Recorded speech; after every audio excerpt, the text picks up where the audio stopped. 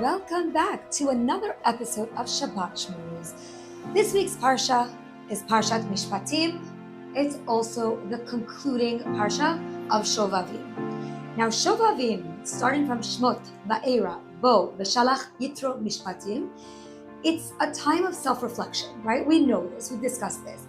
I discovered something while I was learning this Parsha that actually blew my mind. So I want to say thank you to Kosherdotcom for hiring me to be your Shabbat Shmooze person, because I'm learning and relearning the Parshiot from a totally different perspective now, and I want to share something with everybody. So we remember last week's Parsha, Parshat Yitro, we got the Torah, we got the 10 Commandments, the Aseret HaDibrot, and it was the book of laws of Hashem saying, do these and don't do these, right? But we discussed how Hashem said, but before I give you the Torah, remember who you are. You are the daughter or the son of a king, okay? Little Chazara. This week, Parshat Mishpatim, when I was learning it, it was a little bit, I don't want to say boring, chas v'shalom, that the Torah should be boring, but it was very all about the rules and laws in business and laws when you greet a stranger and how to conduct yourself properly and laws of justice. So I was like, no, I need to find something that really speaks to me. Then I found out that this is the Parsha that we said Naaseh V'nishma. That was like a mic drop moment for me. We didn't say Naaseh V'nishma right before we got the Torah. We said it at Mishpatim, here. Why? Oh my gosh, I'm so excited to share this with you guys. I'm going to read the psukim to you and I'm going to explain it because I'm kind of loving this Parsha. So the Parsha begins that Moshe Rabbeinu has come to Bnei Israel, and now he's about to tell them all about the laws of justice and business and all these things. So the pasuk says, "Vayikach seter habrit," and Moshe Rabbeinu took the book of covenant, "Vayikra be'oznei ha'am," and he read it in the ears of the nation, "Vayomru kol asher diber Hashem," and he said, and they said, everything that Hashem has spoken, Naaseh V'nishma, we will do and we will hear. Okay, this is crazy because all the laws were stated and they were very technical and very detailed and borderline inconvenient for the Jews. But they listened and they said, we're not going to ask questions. First, we're going to do what Hashem says, and then we're going to understand what he's doing. So my friends, I'm going to share with all of you the story of Charlene, my life, my story. 15 years ago, many of you guys know this already, 15 years ago, my daughter Gali fell into the pool of our summer home just a few blocks away from here. We're at the Altair in Bay Harbor, and my summer home is in the Green Diamond, 47th and Collins, Miami Beach. 15 years ago, my daughter Gali fell into the pool while I was standing there, not tznius, in a bathing suit with my hair open, and she drowned, period. And then my husband, who is the biggest hero I know, grabbed her from the man who found her sunken at the bottom of the pool, picked her up, laid her on the floor, and began performing CPR on her.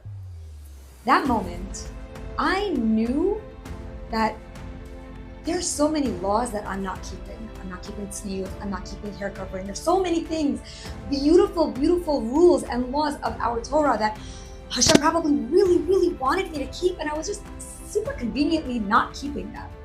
And at that moment, without understanding the ways of Hashem, I said in my own way, Naaseh V'nishma. Hashem, I'm just going to say yes. I'm just going to cover my hair. I'm just going to wrap my body. And then I'm going to figure out what I'm going to do. And in those harrowing moments, I grabbed that shawl, I picked up my right arm, and I screamed and I sobbed, and I wrapped my beautiful hair in that blue pashmina shawl, and I took a towel, threw it over my body, symbolizing the last day of my old life and the first day of my new life. That was my Naaseh V'nishma moment. I knew that there's so much I need to take on, but I didn't have the time or the brain space or the bandwidth to really figure things out. So I jumped and I said, I'll figure it out later. And then, Hodul Adonai Kito, Kilo Olam Chasto, I will never ever stop thanking Hashem. And then Hashem gave me my Matan Tov. Hashem gave me my Torah, my Har Sinai moment, Hashem gave Gali back to me. Fun fact, I'm getting chills. Gali was born on Shavuot. Her Hebrew birthday is Shavuot. And her nace occurred in a hospital called Mount Sinai. Too many coincidences, I think not, it's all Hashem. But that was my Naaseh V'nishma moment. So when I learned that this is the Parsha that we said those two famous words, I got very emotional, especially because I'm here. And I feel like this, for every person listening, we have spiritual homework. How many times in our lives do we really want to grow, we want to take something on, but we say, I'll grow when I'm inspired. I'll take upon myself Shabbat when I'm there, when I'm ready. This is the Parsha that reminds us, don't wait for the inspiration to give it to Hashem. Give it to Hashem and then figure it out later. That's what Hashem wants from us. That's why Naaseh V'nishma, those two famous words, are the fabric of our Judaism, of our Yiddishkeit. So I think for our spiritual homework, I'm talking to myself too here. There's so many things I always want to take on, and I'm like, not there yet. Well, I'm going to make a personal Kabbalah Bli Neder when we finish this little Shmooze session between me and Hashem. But I want everyone listening to do the same. This week, remember, it's not our job to understand the ways of Hashem. It is our job to trust the ways of Hashem. So this week, I have some ideas I wrote down of how we're going to give our spiritual homework. We're going to tell Hashem, I don't think I'm ready to take that mitzvah on, but I will, and Hashem, you figure it out. You explain it to me later on. Or I'm not ready to light Shabbat candles 5 minutes earlier or 10 minutes earlier or even light them at all. But I'm going to do it, and then Hashem, you'll figure it out. Or I'm not ready to X, Y, and Z.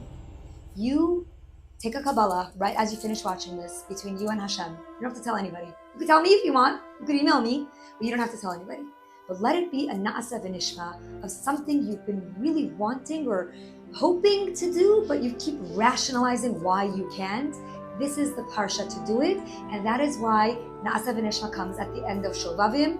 Shovavim is all about repairing and reflecting and elevating. So friends, this is an epic Shabbat Shmooze.